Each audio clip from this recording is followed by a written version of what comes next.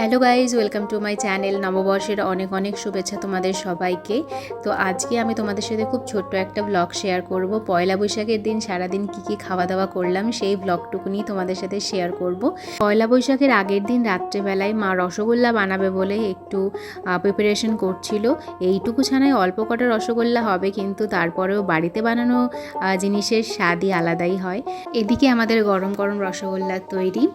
গুড়ের রসগোল্লা বানিয়েছে মা, আর এদিকে সিমুই করেছিল। অনেক দুধ বেঁচেছিল, তার জন্য সিমুই করা হয়েছিল। আমার বাটিটা তো আমি খেয়ে নিয়েছি, এটা হচ্ছে দাদার জন্য রাখা ছিল, আমি সেটুকুনি ভিডিও করে নিয়েছি। তো চলো এবার সকালবেলায় চলে এসেছি, পয়লা বৈশাখের দিন সকালবেলা। তো আমি মাকে বলেছিলাম আমি পান্তা ভাত খাবো। আমার মাই বলে যে পয়লা বৈশাখের দিন সকালবেলায় নাকি পান্তা ভাত আর ইলিশ মাছ ভাজা খেতে হয়।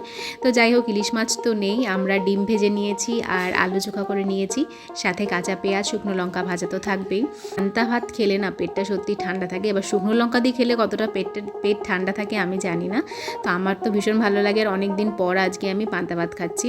আর আমার রিকোয়েস্টেই মা আজকে বানিয়েছে পান্তা ভাত। পান্তা ভাত বানানো এমন কিছু বড় ব্যাপার না, ভাতের মধ্যে জল ঢেলে দিলেই হয়ে যায়।